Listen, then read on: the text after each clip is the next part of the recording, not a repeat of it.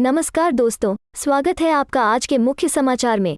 सबसे पहली बड़ी खबर में आपको बताएंगे, अजय मिश्रा को बर्खास्त करने से इनकार सरकार के नैतिक दिवालियेपन का संकेत। प्रियंका गांधी। सुप्रीम कोर्ट का निर्देश, देश के प्रत्येक नागरिक को मूल अधिकार प्रदत्त है। यौन कर्मियों को तत्काल वोटर आधार कार्ड दे सरकार, राशन भी कराए मुहैया।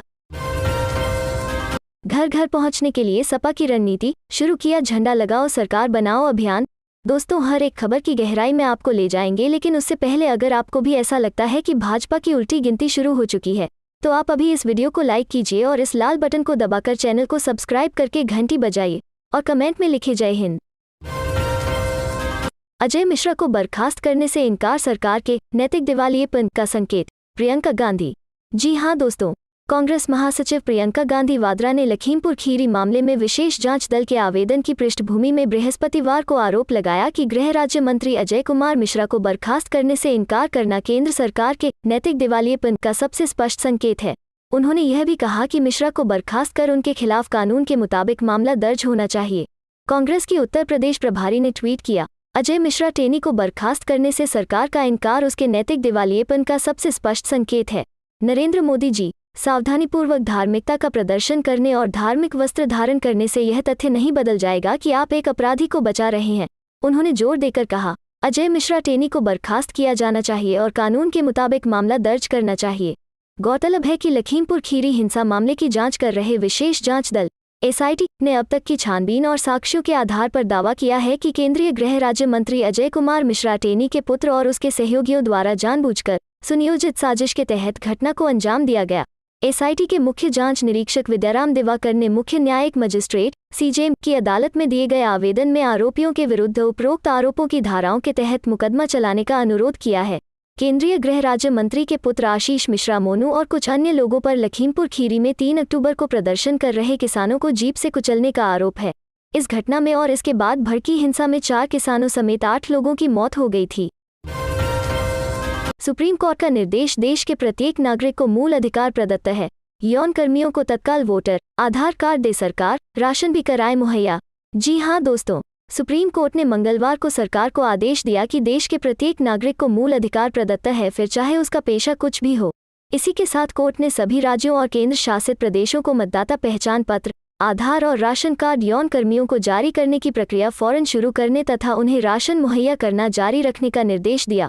पीठ ने कहा कि राज्य सरकारों और केंद्र शासित प्रदेशों को करीब 1 दशक पहले राशन कार्ड एवं पहचान पत्र जारी करने का निर्देश दिया गया था तथा इसके लिए कोई कारण नहीं है कि अब तक वे निर्देश क्यों नहीं लागू किए गए। बता दें कि इससे पहले कोर्ट यौन कर्मियों के कल्याण के लिए आदेश जारी करता रहा है और पिछले साल 29 सितंबर को केंद्र और अन्य को उनसे यौन कर्मियों से पहचान सबूत मांगे बगैर उन्हें राशन मुहैया करने का निर्देश दिया था। न्यायमूर्ति एल नागेश्वर राव, न्यायमूर्ति BR गवई और न्यायमूर्ति BV नागरत्न ने इसे लेकर नाखुशी प्रकट की कि यौन कर्मियों को राशन मुहैया करने का निर्देश 2011 में जारी किया गया था, लेकिन उसे लागू किया जाना बाकी है। कोर्ट ने कहा कि देश के प्रत्येक नागरिक को मूल अधिकार प्रदत्त है, चाहे उसका पेशा कुछ भी हो। सरकार देश के नागरिकों को मूलभूत सुविधाएं देने के लिए कर्तव्यबद्ध है। केंद्र सरकार, राज्य सरकारों और अन्य प्राधिकारों को ration card, voter ID card और आधार कार्ड जारी करने की प्रक्रिया तत्काल शुरू करने का निर्देश दिया जाता है। पीठ ने कहा कि यौन कर्मियों को ration card, voter ID card और आधार कार्ड जारी करने के बारे में स्थिति रिपोर्ट आज से 4 हफ्ते के अंदर दाखिल की जाए तथा इस बीच राज्य सरकारें और केंद्र शासित प्रदेशों को पूर्व के आदेश में किए गए उल्लेख के अनुरूप राशन कार्ड या अन्य पहचान पत्र मांगे बगैर यौन कर्मियों को राशन वितरण जारी रखने का निर्देश दिया जाता है। इसके साथ ही पीठ ने सरकार को विभिन्न ID कार्ड बनाते समय यौन कर्मियों के नाम और उनकी पहचान गोपनीय रखने का भी निर्देश दिया। घर घर पहुंचने के लिए सपा की रणनीति, शुरू किया झंडा लगाओ सरकार बनाओ अभियान। जी हां दोस्तों, उत्तर प्रदेश विधानसभा चुनाव 2022 की अधिसूचना जनवरी के प्रथम सप्ताह में आने की उम्मीद है। भाजपा को यूपी की सत्ता में वापस आने से रोकने के लिए सपा, बसपा और कांग्रेस चुनावी मैदान में उतर चुके हैं। चुनाव में काफी कम वक्त बचा है, इसीलिए निर्वाचन आयोग से लेकर सभी सियासी पार्टियां तैयारियों में जुटी हुई हैं। हालांकि इन तीनों दलों में अगर कोई भाजपा के सामने चुनौती पेश करते नजर आ रहा है तो वो समाजवादी पार्टी है। अब सपा ने पार्टी के झंडे से सियासी माहौल बनाने का फैसला लिया है। इसके लिए पार्टी के बूथ से लेकर प्रदेश संगठन के कार्यकर्ताओं, समर्थकों और शुभचिंतकों के घर, ऑफिस, साइकिल, 2 पहिया और 4 पहिया वाहनों पर पार्टी का झंडा लगाना अनिवार्य कर दिया गया है। बाराबंकी में समाजवादी पार्टी झंडा लगाओ अभियान की शुरुआत हो चुकी है। साथ ही समाजवादी पैदल संदेश यात्रा निकाली जा रही है। समाजवादी पार्टी का झंडा लगाओ अभियान 15 से 25 दिसंबर तक चलेगा। इस अभियान की गोपनीय जांच भी होगी और इसमें लापरवाही बरतने वालों को टिकट से महरूम किया जा सकता है। पार्टी के इस अभियान से नहीं जुड़ने वाले कार्यकर्ताओं और नेताओं को सपा संगठन से बाहर भी किया जा सकता है। समाजवादी पार्टी के उत्तर प्रदेश अध्यक्ष नरेश उत्तम पटेल ने पत्र लिखकर सभी जिलों के पदाधिकारियों और कार्यकर्ताओं से इस अभियान को सफल बनाने का अनुरोध किया है। ओमाइक्रॉन से निपटने के लिए नीतीश सरकार ने जारी की नई गाइडलाइन, अभी स्कूल कॉलेज नहीं होंगे बंद। जी हां दोस्तों, कोरोना संक्रमण के बढ़ते खतरे और ओमिक्रॉन वेरिएंट को लेकर बिहार सरकार ने राज्य में नई गाइडलाइन जारी की है। इस नई गाइडलाइन में सरकार ने शिक्षण संस्थानों से लेकर सार्वजनिक परिवहन तक के लिए दिशा निर्देश दिए हैं। ओमिक्रॉन की स्थिति को देखते हुए वैसे यात्री जो ओमिक्रॉन या कोरोना से प्रभावित देशों से बिहार लौट रहे हैं उन्होंने क्वारंटाइन करने का निर्देश दिया गया है। नीतीश सरकार ने जारी किए गए दिशा निर्देश में कहा है कि ऑनलाइन शिक्षा का माध्यम लगातार जारी रखें। शिक्षा विभाग ने बिहार राज्य आपदा प्रबंधन प्राधिकार की मदद से सोशल डिस्टेंसिंग और मास्क पहले से संबंधित कोविड-19 की जानकारी बच्चों को दी जाएगी। साथ ही उनके जरिए अभिभावक को भी जागरूक किया जा सकेगा। कोरोना के बढ़ते खतरे को ध्यान में रखते हुए सभी तरह के सामाजिक, राजनीतिक, मनोरंजन, खेलकूद, शैक्षणिक, सांस्कृतिक, धार्मिक आयोजन कोविड-19 प्रोटोकॉल के तहत होंगे। सरकार ने सभी सिनेमा हॉल और जिम में 50% की उपस्थिति के साथ ही खोलने का निर्देश दिया गया है और वहां भी प्रोटोकॉल का उल्लंघन किसी भी हालत में बर्दाश्त नहीं किया जाएगा। सार्वजनिक परिवहन में किसी भी हालत में खड़ा होकर यात्रा करने की अनुमति नहीं होगी। साथ ही सार्वजनिक परिवहन में और निजी वाहनों में हमेशा मास्क पहनना अनिवार्य होगा और नहीं पहनने पर कार्रवाई का निर्देश दिया गया है। स्वास्थ्य विभाग को लगातार टेस्टिंग बढ़ाने के साथ साथ रेलवे स्टेशन, बस स्टेशन और राज्य की सीमा से लगने वाले जिलों में विशेष निगरानी का निर्देश दिया गया है। कोरोना के बढ़ते मामलों को देखते हुए प्रतिदिन 2 लाख से अधिक जाँच करने का निर्देश सरकार ने स्वास्थ्य विभाग को दिया है।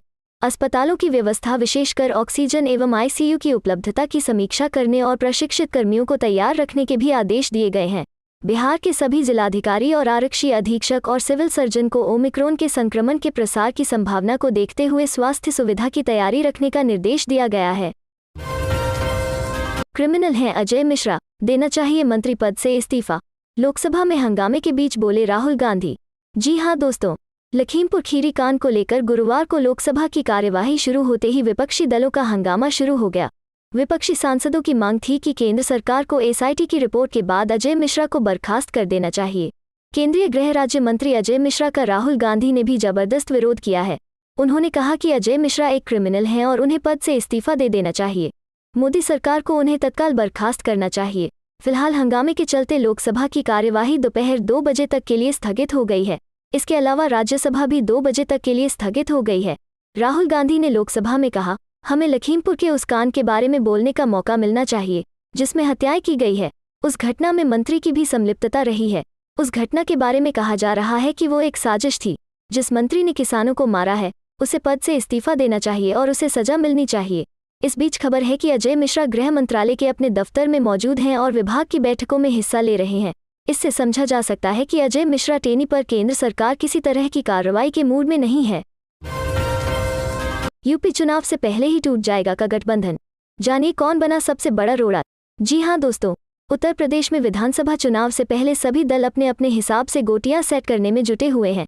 एक तरफ जहां अखिलेश यादव का कई दलों के साथ गठबंधन का औपचारिक ऐलान हो चुका है, वहीं दूसरी तरफ बीजेपी की तरफ से अपने सहयोगियों को लेकर कोई खास दिलचस्पी नहीं दिखाई जा रही है। यूपी में बीजेपी ने निषाद पार्टी के साथ गठबंधन का ऐलान किया है, लेकिन सीटों को लेकर अभी तय नहीं हुआ है। लेकिन पिछले कुछ दिनों में हुए घटनाक्रम को देखें तो ऐसा लग रहा है कि यूपी में अब जेडीयू और बीजेपी की राहें अलग अलग होने वाली हैं। जेडीयू के विश्वस्त सूत्रों के मुताबिक पार्टी अब अकेले चुनाव में जाने पर विचार कर रही है। इसका फैसला जल्द ही ले लिया जाएगा। हालांकि यूपी प्रदेश इकाई की तरफ से 65 सीटों की सूची आलाकमान को भेज दी गई है। दरअसल जेडीयू के राष्ट्रीय महासचिव केसी त्यागी के बेटे अम्बरीश त्यागी ने पिछले दिनों बीजेपी ज्वाइन कर ली थी। इसे एक बड़े संकेत के तौर पर देखा जा रहा है और इसके अपने निहितार्थ भी निकाले जा रहे हैं। विश्लेषकों की माने तो केसी त्यागी के बेटे का बीजेपी में शामिल होना इस बात का संकेत है कि जेडीयू और बीजेपी के बीच सीटों को लेकर अभी भी पेंच फंसा हुआ है। यह भी आश्चर्य नहीं कि दोनों एक दूसरे के खिलाफ लड़ते हुए दिखाई दें। हालांकि बीजेपी ज्वाइन करने के बाद केसी त्यागी के बेटे अम्बरीश त्यागी ने यह साफ तौर पर कहा था कि उनके परिवार में लोकतंत्र कायम है और उन्हें इस बात की छूट मिली है कि वो अपनी मर्जी के मुताबिक अपनी पंसद की पार्टी का चुनाव कर सकते हैं, इसीलिए बीजेपी में शामिल हुए हैं। 21 दिसंबर को कांग्रेस आयोजित करेगी महिला सम्मेलन। लड़की हूँ लड़ सकती हूँ कार्यक्रम में शामिल हो सकती हैं प्रियंका गांधी। जी हाँ दोस्तों, प्रधानमंत्री नरेंद्र मोदी के कार्यक्रम के सप्ताह भर पहले 21 दिसंबर को कांग्रेस एक बड़ा महिला सम्मेलन आयोजित करेगी, जिसमें सभी वर्गों की महिलाएं भाग लेंगी। कार्यक्रम के सचिन पायलट सहित कई बड़े पार्टी नेता भाग लेंगे। इस कार्यक्रम में प्रियंका गांधी के भी शामिल होने की बात कही जा रही है। इस आयोजन के साथ कांग्रेस महानगर में चुनावी बिगुल फूंकने जा रही है।